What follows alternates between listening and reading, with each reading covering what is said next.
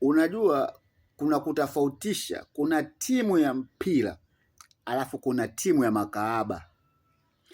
Timu ya mpira inajieleza mpira.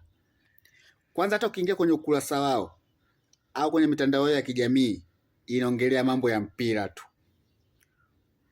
Ukuti Tanzania maisha magumu, ukuti tunadhulumiwa, ukuti sisi tunaonewa. Hiyo ndio timu ya mpira.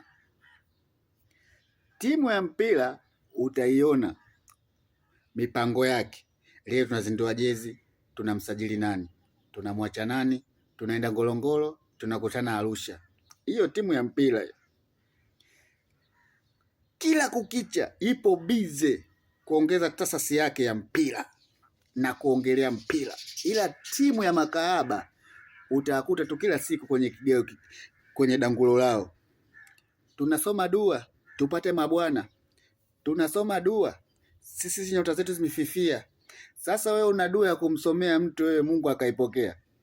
Wewe mwenyewe umechoka kama kahaba wa Manzese kakosa bwana, alafu usome dua wewe Mungu dua yako kaipokea? Wewe umefanya jema lipi mpaka Mungu, yaani Mungu amwache imamu wa msikiti wa Maka akufate wewe dua yako?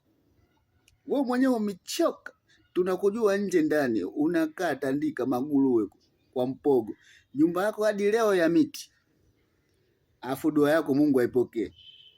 Vinega wakubwa nyinyi, hamna kazi za kufanya hapa mjini hapa. Mlitumia ujana wenu huko, sasa uzee mnakuja kuwapa hapa tabu kwenye media za watu. Nyaka. Wanawake wamekosa makalio nyinyi.